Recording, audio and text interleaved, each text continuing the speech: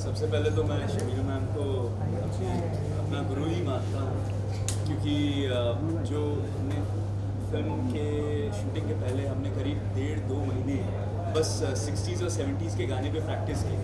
उस ज़माने के जो एक्टर्स थे, राजेश खन्ना जी, देवानंद और कलाकार थे शम्मी कपूर, इन सब के गानों पे बहुत जम के डांस किया।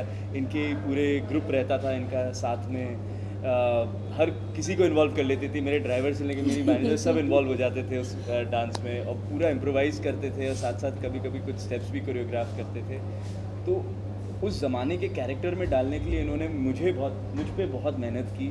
एंड मैं ऑलवेज़ इनके लिए थैंकफुल रहूँगा, इनके लिए और शर्जिल भाई के लिए, जिन्होंने बहुत गाइड भी किया।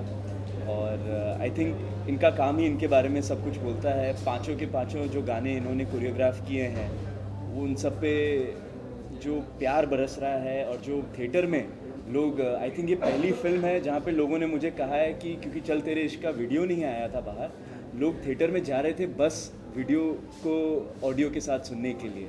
ये बहुत ज़माने बाद ऐसी चीज़ हुई है कि लोग गाना देखने के लिए पिक्चर जा रहे हैं। तो I think it's all because of her hard work, and she deserves this moment. What would you like to say after pura experience with your debut film? Yes. On dance, music, film with Anil ji, I'm sure it's a journey to remember. Yes, I think Gadar बहुत बड़ी चीज़ हो गई है मेरे लिए। जब मैंने sign किया था मुझे पता था कि मैं गदर साइन कर रही हूँ, जब सब हो गया था, बट इतना मतलब ये हिस्ट्री बन जाएगी ये मैंने सोचा नहीं था, बिकॉज इन पास्ट 20 ईयर्स मैंने किसी मूवी के लिए ऐसा क्रेज़ देखा नहीं है पर्सनली। तो आज जब मूवी रिलीज़ होगी और इतना क्रेज़ हो गया है, मुझे खुद को विश्वास ही नहीं होता है कि ये सब हो गया है। एंड एक जो सबसे बड़ा कॉम्प्लीमेंट मिला है, दैट्स फॉर द सॉन्ग। किसी ने मुझे कल ही कहा कि हमने उमराव जान देखी थी आज से बहुत साल पहले, और वो सेम चीज़ हमें इतने सालों बाद देखने मिली है। तो I think ma'am thank you, मतलब डेब्यू मूवी में इतना बड़ा सॉन्ग एंड मैम की कोरियोग्राफी, मतलब मैम थैंक यू मैम। कितनी बड़ी उपलब्धि है अपने आप में ये, पवन भारद्वाज कैसे हैं? जी, कैसे हैं?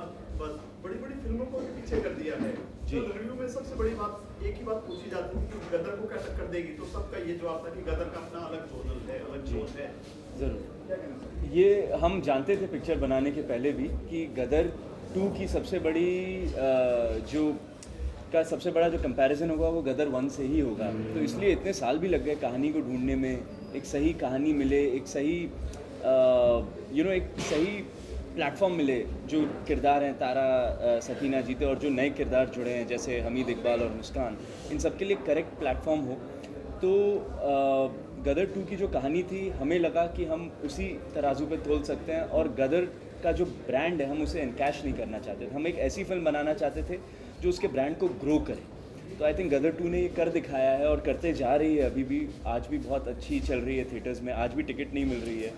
तो ये बहुत प्यार है ऑडियंसेस का, ये बहुत मेहनत है सारे टेक्नीशियन, सारे क्रू की और सारे एक्टर्स की, जो इस मुकाम पे हम पहुँचे हैं। और मीडिया का भी बहुत समर्थन रहा है हमारे लिए, क्योंकि एक ऐसे वक्त से सिनेमा गुजर रहा था, तो उसमें जो मीडिया भी जो प्यार बरसा रहा है वो अपार है। So thank you everyone so much. And I would like to say, सबसे पहले मैं अनिल जी को याद करूँगी यहाँ पर। जितनी भी बात उत्कर्ष ने कही और मुस्कान ने कही, ये मैं पॉसिबल नहीं कर पाती अगर मेरे डायरेक्टर का मुझ पे भरोसा नहीं होता। अनिल जी नहीं है, लेकिन मैं उनकी प्रेजेंस फील कर रही हूँ। वो मेरे गुरु हैं, मैंने बचपन से अनिल जी से बहुत सीखा है। मैं हमेशा उनसे कहती हूँ कि सर मैं आपकी एकलव्य हूँ। मैं असिस्टेंट नहीं थी, लेकिन मैं दूर से आपकी फ़िल्म के थ्रू, और जो भी फिल्म पे मैं असिस्टेंट कोरियोग्राफर रहती थी, आपसे सीखती थी। और वही चीज़ मैंने, जो इतने सालों का मेरा सीखा हुआ निचोड़ है, वही मैंने गदर में डाल दिया।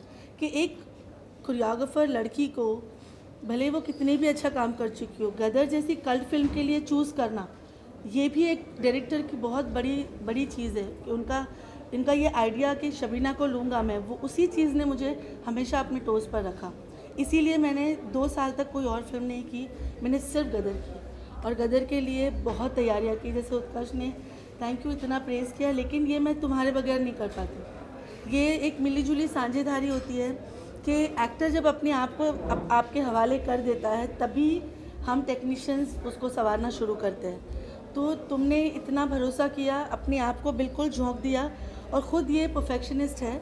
मैं इसे कहती हूँ कि ये इतना परफेक्शनिस्ट है, अपनी एज से बहुत ज़्यादा सोचता है, समझता है और चीज़ों को तराशता रहता है उत्कर्ष। मैंने उत्कर्ष के साथ जीनियस की थी, तब से ही मैं इसे अपना स्टार बोलती हूँ, and I love him a lot for, ये इतना डाउन टू अर्थ है और ये बहुत इज्जत देने वाला बच्चा है, बहुत रिस्पेक्ट करने वाला, टेक्नीशियंस को बहुत प्यार देने वाला, बहुत डाउन टू अर्थ। बस वो जीनियस के बाद से ही मेरे दिल में ऐसा बसा कि दूसरी बार जब मौका मिला तो मैंने अपनी जान लगा दी कि उत्कर्ष को मुझे ऐसे करवाना है, बस लोग इस चीज़ को याद रखें। और हमने जो ट्रेनिंग शुरू की पुराने गानों को देखकर, ही वॉज ऑल देयर, बिल्कुल ऐसे अंदर आके इस तरीके से फोकस करके किया कि अगर उत्कर्ष नहीं होता तो मैं शायद नहीं कर पाती ऐसे।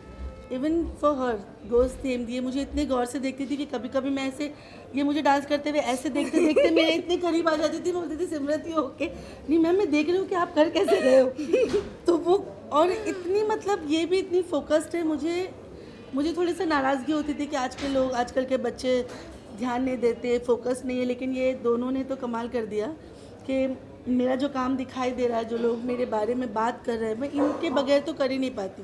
Today I am celebrating these 2 songs with both of them, both of my Darling's, because ये नहीं पर्दे पे करते उस तरीके से, उस संजीदगी के साथ जो मैं चाहती थी, तो मैं अपनी कला कैसे दिखा पाती। Even Simrat, she didn't get chance to rehearse for many days, but जितना भी रिहर्सल मिला she focused completely on me. ऐसे वो घोड़े का चश्मा लगा के आती थी और वो मेरे सिवा किसी को देखती नहीं थी। मेकअप, हेयर, अगर उसको कुछ ठीक करे तो उसको पता ही नहीं कोई कुछ कर रहा है। You know, her costumes was so difficult कि कोई अगर और एक्ट्रेस होती तो वो बोल देती मुझे ये नहीं करना। जो वाइट वाला पोर्शन है चलते रेश्क में, 2 लड़कियां उसका घाघरा पकड़ के खड़ी होती थी पीछे, वो इतना हैवी था। Every costume was very difficult but she nailed it with every difficulty. You know, ये बहुत बड़ी बात है। ये बहुत लाइक लोगों ने मुझे पूछा है, बहुत डीएम्स आते हैं मुझे। एक सबसे बड़ी बात पूछी कि ये दोनों नए हैं लेकिन ये नए लगते ही नहीं हैं, ये ऐसे लगते हैं ये बहुत सालों से गाने कर रहे हैं, डांस कर रहे हैं, ये कैसे हुआ। तो उसका जवाब शायद मैं आज देना चाहती हूँ। ये इसलिए हुआ कि इन दोनों का फोकस, डिटर्मिनेशन, और ये बाहर कुछ दुनिया को जानते ही नहीं थे, ये सिर्फ इसी फिल्म को और इन्हीं गानों के अंदर बसे हुए थे। तो आई थिंक ये इसकी वजह से ही होता है, जब आप पूरी तरह से इसमें झोंक दो अपने आप को और आप एक डायरेक्टर का बंदा बन जाओ, एक्टर बन जाओ, तभी होता है। एक छोटी छोटी चीज़ों को लोगों ने बोला कि जब वो बिरयानी बन रही थी, जिस तरह जीते ने बिरयानी पे, मुझे वो चीज़ें पूछी है लोगों ने कि मैं हैरान हूँ कि इतना फोकस किया लोगों ने।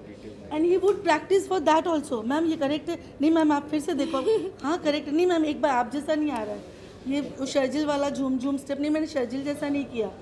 तो ये बहुत बड़ी बात है। एक यू नो लॉन्ग टर्म, ये जो एक्टर्स होते हैं जो बहुत सालों तक चलने वाले होते हैं, ये उनकी कलाकारी है जो इन दोनों के अंदर है।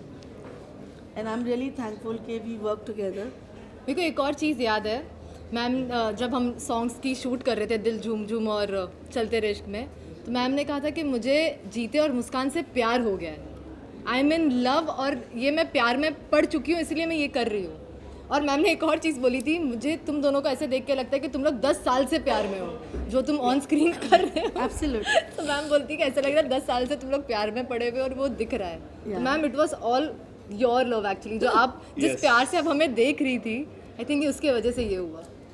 सो या शबीना मैडम, इससे पहले भी आपने एक से बढ़कर एक गानों के लिए कोरियोग्राफी की, पूरी तरह से एक्सपोज नहीं हो पाई थी, लोग जानते नहीं थे। जब से गदर 2 रिलीज हुई है, कहीं ना कहीं आप पूरी तरह से एक्सपोज हो रही हैं, लोग जानने लगे हैं अभी कौन है आप, किस तरह के गाने करते हैं। तो फ्यूचर प्लान्स क्या और इतने दिन छुपे रहने का कारण क्या है और अपने आप को एक्सपोज करने का क्या कारण है? नहीं, कारण ये है कि आज का ज़माना जो है वो जो कोरियोग्राफर जज बन के टीवी पर आते हैं, लोग उन्हीं को जानते हैं।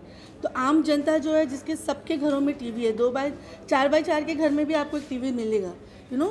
तो ये जो जनता है, जिसे हम मासेस कहते हैं, जो हमारी लवली ऑडियंस है, इनको सबको यही लगता है कि जो टीवी पे कोरियोग्राफर्स है वही मेन कोरियोग्राफर्स है, और वो अपनी एक फ़ैन फॉलोइंग लेके चलते हैं। और मुझ जैसे कोरियोग्राफर्स जो बरसों से काम कर रहे हैं, लेकिन मैं कभी जज बनकर वहाँ बैठी नहीं, तो इसलिए लोग मुझे उतना नहीं जानते, लेकिन इंडस्ट्री के लोग जानते हैं, जो मेरे काम करने वाले लोग हैं। लेकिन जब गदर आई, ये एक गदर अपने आप में एक करिश्मा लेकर आई है, जो मुझे लगता है गदर में भी बिल्कुल सामने आए बगैर लोगों को पता था कि ये शबीना खान ने किया। ये करिश्मा, ये फिल्म अपने आप करिश्मा लेकर आई है। हर किसी को एक एक्सपोजर दे रही है ये फिल्म, क्योंकि जो ये अपने आप दे रही है, ये अपने आप दे रही है, ये दुआएं हैं, ये मोहब्बत है, ये ऑडियंस अपने आप सबको दे रही है। कई लोगों ने तो जाकर फिर से गूगल किया कि गाने किसने किए, और मुझे बताया, हमें तो पता नहीं था, फिर हमने गूगल किया। लाइक वो जो यूट्यूब पे जो यूट्यूबर्स होते हैं ना, जो गाने को जज करते Review करते हैं, they never talk about choreographers. अभी रिसेंटली जब ये दोनों गाने रिलीज हुए, I have seen couple of them going and looking for choreographer कौन है, and I fail really happy about it. तो आई थिंक गदर ये एक चेंज लेकर आई है अपने आप में, कि जो फेमस टीवी पे जो आते हैं जजेस, उनके अलावा भी देर आर कोरियोग्राफर्स, ये गदर लेकर आई है। अब आई थिंक गदर के बाद ये एक ट्रेंड चालू होगा कि लोग कोरियोग्राफर्स को और बाकी टेक्नीशियंस को वो रिस्पेक्ट देंगे, उन्हें जानने की कोशिश करेंगे।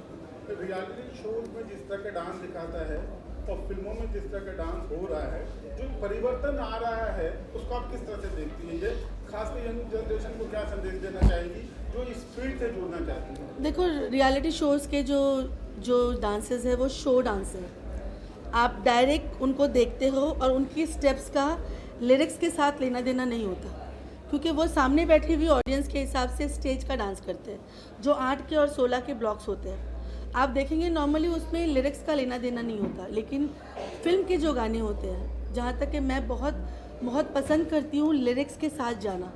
अल्फाज जो कह रहे हैं उसके मतलब को निकाल के अपने कैरेक्टर के थ्रू लेके आना मुझे बहुत पसंद है, जो हमने गदर में भी किया और मैं अपनी हर फिल्म में करती आई हूँ। ये मेरी प्रैक्टिस है जो गदर में जाके फ्लॉरिश हो गई। गदर ने अपना चार्म मुझ पर डाल दिया कि जो बरसों से कर रही थी आज वो खुल के सामने आ गया। बहुत डिफरेंस है टीवी के डांसेस में और फिल्म के डांस में, ज़मीन आसमान का अंतर है। मैं ये कहती हूँ कि फिल्मों में जो हमारे कलाकार करते हैं, जो इन दोनों ने किया, ये बहुत डिफ़िकल्ट है, ये अचीव करना इतना आसान नहीं है। जो झूम झूम गाना और चलते रेश्क में जो सबसे लास्ट में रिलीज़ हुआ, आज लोग उस गानों को देखने थिएटर में जा रहे हैं। लोग जीते को देखकर पागल हो रहे हैं, कहते हैं मुझसे 2-2 घंटा हम यही गाना देख रहे होते हैं, झूम झूम हम 2-2 घंटा चलते रेश्क में देख रहे होते हैं। मेरे घर में, मेरे ख़ानदान में, मेरे पड़ोसी सब वॉचमैन वगैरह में उतरती हूँ तो ये गाने देख रहे थे। ये देखिए क्या कला की बात है कि इनकी मेहनत कैसे रंग लाई है। हमारे भी इंस्टाग्राम के रील्स भर चुके हैं। वही एग्जैक्टली, ये बहुत बड़ी बात है अपने आप में कि ये है कि भाई अब यहाँ सराहा जा रहा है। दोनों के गाने लास्ट में रिलीज हुए, वो भी पूरे गाने यूट्यूब पे, लोग यूट्यूब पे देखकर फिर थिएटर में जा रहे हैं। मुझे आज टिकट नहीं मिली, तो ये वही चीज़ है कि audience were ready all the time to accept, we were not giving. The industry masses को भूल चुकी थी मुझे लगता है, बट वही हमारी ऑडियंस है। हम सिर्फ एक क्लास के लिए फिल्म बना रहे थे, बट अनिल जी की सारी फिल्में आप देखिए उठा के, उन्होंने हमेशा पूरी ऑडियंस के लिए फिल्म बनाई है, हमेशा। और ये गदर के साथ एक बहुत बड़ा बदलाव आया है कि I am so proud and thankful they were part of Gadar के। लोग अब ये नहीं बोल रहे कि अरे वो साउथ की फिल्में RRR वो हिट हुई थी, लोग बोल रहे गदर हिंदुस्तान की ब्लॉकबस्टर है। ये कितनी बड़ी बात है, क्योंकि अगर आप देखें तो यही किया है जो हर घर की कहानी है। वो इमोशन, वो फैमिली का, बाप का ढूंढना, वो जीते जीते पुकारना, मतलब दिल रुक जाता है जब वो अपने बेटे को ढूंढता है या बेटा बिछड़ जाता है। ये हमारे घर घर की कहानी है। हम कहीं ना कहीं भूलते जा रहे थे। हमको लगता था कि नहीं, सिनेमा पे घर मत दिखाओ, घर में तो हम करते हैं, सिनेमा में कुछ और दिखाते। बट लोगों ने ये साबित किया कि हमें वही देखना है, हमें वहीं से कनेक्ट होना है, हमें अपनी ज़मीन ही देखनी है, जो अनिल जी ने प्रूव कर दिया। हमारी इंडस्ट्री में कई ऐसे एग्जाम्पल्स है जो कोरियोग्राफर सक्सेसफुल रहे, वो आगे चलकर डायरेक्टर बने। आपका भी क्या कुछ इस तरह से प्लान है? नहीं, मुझे अच्छी कोरियोग्राफर रहने दो हमारे पास। हमारा थोड़ा है, मतलब मैं लोगों को लाना चाहती हूँ, वो दिन शायद दूर नहीं, बट मैं यही बोलती हूँ कि वो दिखी टेक्निक मुझे लोग बोलते आए हैं कि आप डायरेक्टर की तरह करती हो, लेकिन मैं ये बोलती हूँ कि मैं कोरियोग्राफर्स को इस जोन में लाना चाह रही हूँ। मैं एक इनिशिएटिव लेना चाह रही हूँ गदर के बाद कि मैं कोरियोग्राफर्स को कहना चाह रही हूँ कि please come and work this way, let's make good film with our directors who trust us. Why we are not doing that, why we are not going towards that. मैं जितनों को कर पाऊँगी मैं डेफिनेटली, क्योंकि अच्छे कोरियोग्राफर एक Raju Khan master जी थे जो गानों को अपने कैमरा एंगल्स के साथ इतना खूबसूरती से दर्शाते थे। आप शायद लोग जानते नहीं उनको, मैं उनको फॉलो करती थी, Raju master ji. He is the brilliant सबसे ज़्यादा अच्छे टेक्निकली स्ट्रॉन्ग कोरियोग्राफर जो थे वो राजू खान थे। आज भी वो करते हैं लेकिन वो सामने नहीं आते, मैंने उनसे सीखा है। मैं चाहती हूँ हमारे और choreographers they very good, they should come and do this practice, let's enhance our profession also. तो अच्छे से कर रही हो तो करने दो मुझे अभी है। मेरा सवाल आप तीनों से है, उत्कर्ष आपसे शुरू करके बात करेंगे।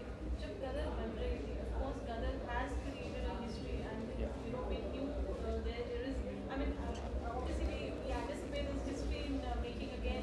पर जब आप गाने शूट कर रहे थे, आप लोग शूट कर रहे थे, did you feel the pressure of जीते being you know out there and film to get to this level? या ऑब्वियसली एक रिस्पॉन्सिबिलिटी बहुत बड़ी थी हम सबके कंधों पे। इनके ऊपर भी बहुत थी क्योंकि जय बुराड़े सर ने जो गाने उस टाइम पे फिल्माए थे वो बहुत आइकॉनिक और बहुत रियलिस्टिकली फिल्माए थे उन्होंने। उनके लिए भी बहुत चैलेंज था, हर टेक्नीशियन जो जुड़ा हुआ था, हर एक्टर जो जुड़ा हुआ था, सबके लिए चैलेंज था।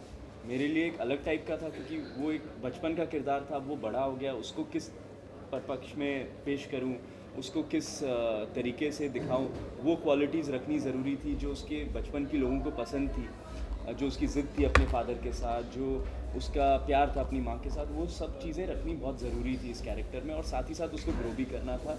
एक एज एन एक्टर चैलेंजेस पसंद होते हैं तभी हम एक्टर बनते हैं। तो उसका पूरा आर्क ही ये है कि एक वो नासमझ सा नौजवान है और फिर वो पिक्चर के एंड में जवान बन जाता है, आर्मी का जवान बन जाता है। एंड आई थिंक एक इंटरेस्टिंग कैरेक्टर मुझे मिला करने को। और एक प्रेशर का एक ऐसा सिचुएशन बताता हूँ आपको। मैं निकला गड्डी लेके कर रहे थे एंड ये एक्सक्लूसिव है आप सबके लिए। हाँ, ये वो कर रहे exclusive थे। है। अब उसके पहले जो पिक्चर में हमने नहीं दिखाया, उसके पहले कुछ बाइक स्टंट कर रहे थे हम, तो उसकी रिहर्सल थी एंड स्टंटमैन से भी नहीं हो रहा था, तो मैंने कहा मैं कर लेता हूँ एंड केबल के सहारे वो करना था। तो वो गाना शूट करने के पहले था एंड नेक्स्ट डे से गाना था। हमने उस गाने की कम से कम 10-15 दिन जम के रिहर्सल की और 4 शॉट कर चुके थे। हाँ 4 शॉट कर चुके थे जो बिगिनिंग के शॉट। तो उसके बाद क्या हुआ, वो स्टंट में कुछ केबल वालों का मिस कोऑर्डिनेशन हुआ, मेरा भी कुछ हुआ और सीधा मेरी टांग टूट गई।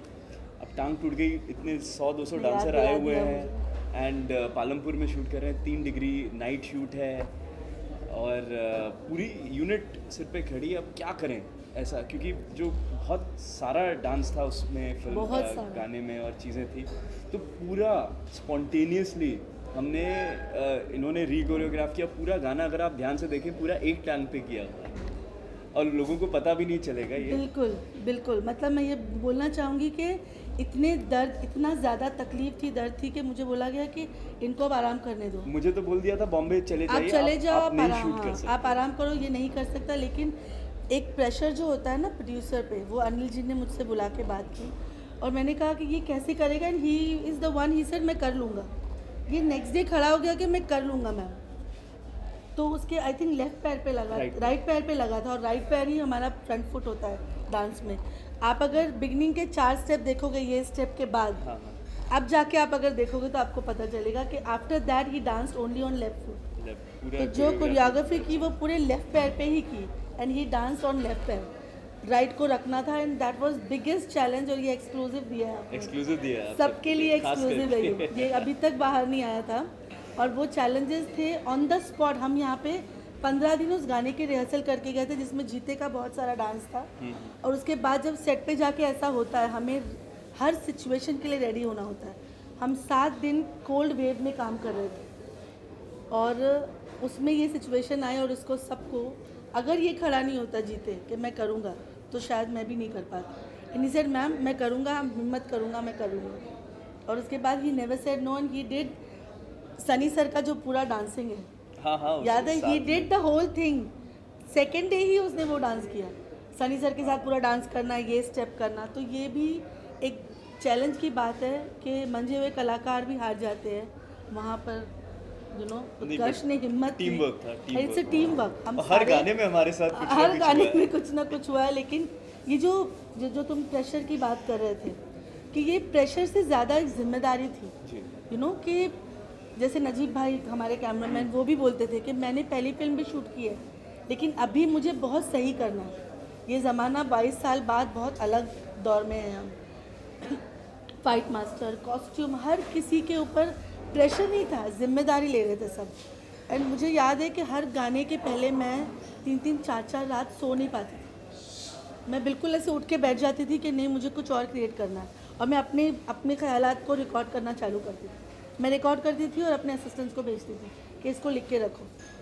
तो वो प्रेशर नहीं था, मुझे प्रूव करना था अपने आप को कि मैं सेंसिबली क्या करना चाह रही थी इतने साल से। ये गदर में मैंने अपने आप को भी प्रूव किया। और दूसरा, जय मास्टर जी, उन्होंने इतने कल्ट गाने किए, इतने खूबसूरती से पिक्चराइज़ किए कि लोगों के दिमाग में वो छाप बैठी हुई थी। अगर मैं कहीं गलत जाती, वो गलत हो जाता। मैं गलत करना चाहती नहीं थी। मैं वैसे भी जो रिक्रिएटेड गाने होते हैं, मैं हाथ तभी लगाती हूँ उनको नॉर्मली जब मैं उसके साथ इंसाफ कर पाऊँ, वरना मुझे बहुत दुख होता है, तकलीफ़ होती है जब कोई ऐसे क्लासिक गानों को ख़राब कर देता है। और मेरे पास तो सामने ये पूरी फिल्म थी, हर एक गाना, वो ऊर्जा काले कावा हो, उसके 2 सैड वर्जन हमने किए, वो भी एक चैलेंज था। जिस जगह हमने शूट किया, मतलब जीते, वो जो सैड वर्जन है जो आप लोगों ने देखा होगा, जीते अंदर छुपा हुआ है, ये जब निकल के जिस दीवार के नीचे से आ रहा है, वहाँ पे सांप थे पूरे। याद है तुम्हें? कोई नहीं कर पाता, सब डर जाते थे, क्योंकि जैसे ही हम जाते थे ऊपर सांप ऐसे पूरी दीवार के अंदर सांप होते थे, और सिर्फ इसको नीचे से निकलना है, रिटेक करना। और ये अकेला उस तरफ है जो बिल्कुल खाई है, वो एरिया ऐसा था कि अकेला कोई खड़ा नहीं हो सकता। And he is there, the entire crew is outside, एक बड़ी सी दीवार के इस तरफ। और मैं सोचती रहती थी कि मैं, ये अकेला है यहाँ पे, ये अकेला है, जल्दी करो जल्दी करो जल्दी करो, वो अकेला खड़ा है, जल्दी करो। और वो 1 2 3 4 के बाद उसको उस दीवार के नीचे से आना है, और वो भी ये हाथ रख के आता था। मैं इसको बोली, हाथ मत रख, उसमें सांप है। नहीं मैम, वो परफॉर्मेंस में आ रहा है, ये फील के बगैर नहीं कर सकता। बोली वो हाथ रख रहा है शर्जिल। मैं ऐसी अपने दिल को थाम के बैठी होती थी। अनिल जी बोलते थे तू कर लेगा, तू फिक्र मत कर। और अनिल जी खुद सोच रहे, उसको बोल हाथ मत रख, उसको बोल हाथ मत रख। ये बोलते मैम वो परफॉर्मेंस में आ रहा है, मैम मैं कर रहा हूँ। और वो 3 रिटेक के बाद वो शॉट पूरा हुआ और जान में जान आई। ऐसी कई चीज़ें हमने, हर गाने में एक नई कहानी थी कहने के लिए। पूरे 50 डिग्रीज लखनऊ के हीट वेव में चलते रे इश्क में फिल्म हुआ है। मैं तो मजाक में कहता था कि इसको नंगे पैर डांस करवाएंगे। हाँ वही सच हुआ। हो गया। ये जो चलते रे इश्क में जो गाना है, उसकी एक ऑथेंटिकली, वो ऑथेंटिक क्यों दिख रहा है, उसकी एक ख़ास वजह भी मैं बताना चाहती हूँ कि आप पीछे जो डांसर देख रहे हो, they play a very important role in any song. वो सारे के सारे क्लासिकल डांसर्स हैं। दे ऑल आर 8 साल 9 साल 10 साल किए हुए क्लासिकल डांसर हैं। जो इनके साथ अदाएँ जो डाल रहे हैं, उनका बहुत बड़ा हाथ है। Because they were classical dancer, that song looked so authentic. वो भी एक बहुत बड़ा रीज़न था कि लखनऊ के क्लासिकल डांसर्स को इस गाने में लिया गया। जो सोचा गया था वही आ गया सामने, और लोगों को वही पसंद आ रहा। वो भी आई थिंक एक दिन पहले उनका ऑडिशंस लिया था हमने। 2 दिन पहले वहाँ पर सारे डांसर्स का ऑडिशन लिया था। We audition near about 500 dancers and we selected some 150 or 100। जी क्या कहना चाहोगे, कितना बड़ा एक्सपोजर मिला आपको? ये सवाल पहले भी कर चुके हैं आपसे। अभी क्या उस टाइम फिल्म रिलीज हुई थी, अभी सुपर डुपर हो गई है, करोड़ों का बिजनेस किया। एक्सपोजर क्या मिला है वो तो मुझे पता नहीं है, बट इतना ज़रूर सुन रही हूँ कि लोगों ने मुझे इंडिया की क्रश बना दिया है, मुस्कान भाभी बना दिया है। मुस्कान भाभी तो मतलब तो अब जहाँ भी जा रही हूँ, जहाँ भी देख रही हूँ, चलते रे इश्क में दिल झूम झूम बज रहा है। और हर जगह ग्राउंड लेवल पे जो नहीं भी जानते वो गदर की ही बातें कर रहे हैं। आई थिंक इससे बड़ा एक्सपोजर क्या हो सकता है, और एक्सपोजर इतना बड़ा होता क्या है तो मुझे पता भी नहीं है। ये तो अब मैं देख रही हूँ, जब निकलती हूँ लोग मुझे बुला रहे हैं, मुस्कान इधर आओ, मुस्कान मुस्कान, तो लग रहा है कि हाँ कुछ हो गया, बहुत बड़ा कुछ हो गया है। हिंदुस्तान में नहीं, पाकिस्तान में बड़ी वाहवाही हो रही है, लोग चुप चुप के मूवी देख रहे हैं। मुझे एक्चुअली कमेंट भी आ रहे, बोलते हैं हमें हिंदुस्तान से और कोई शिकायत नहीं, बट वो हमारी मुस्कान ले गए, प्लीज़ हमारी मुस्कान को भेज दो वापस से। लेकिन तो मुझे भी बहुत सारे डीएम्स आते हैं, दे आस्क कि लड़की एक्चुअली पाकिस्तान से है या ये अफगानिस्तान से है, ये लगती तो नहीं हिंदुस्तानी। हाँ, ये क्यों सबसे इंडिया में ज़्यादा। खूबसूरत लड़कियां नहीं होती? दे बिलीविंग दैट बिना बोले पाकिस्तान से किसी लड़की को लेकर आए। हाँ मैंने सोचा था अगर डेब्यू करूंगी तो ऐसे ही करूंगी, वरना नहीं करूंगी। ऐसा नहीं है।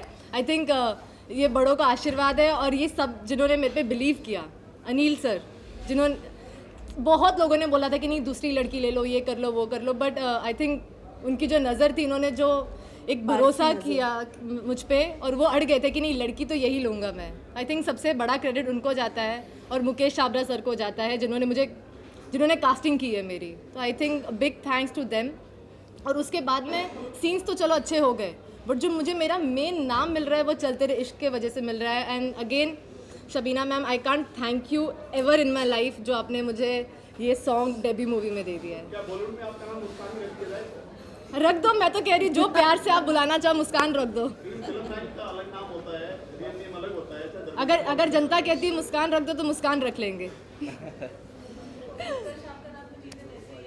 हाँ हाँ, अब तो सिनोनिमस हो गया है, बट वो देखिए जनता का प्यार है, अलग अलग किरदार तो करते रहने हैं लाइफ में, और भी किरदार ऐसे करेंगे हाँ। जिनसे आपको प्यार हो जाए। तो बस यही कामना है, और अच्छे अच्छे कोरियोग्राफर हमारे साथ जुड़े रहें तो अच्छे अच्छे गाने भी हाँ करते रहेंगे। बिल्कुल बिल्कुल। Thank you. Thank you. Thank you.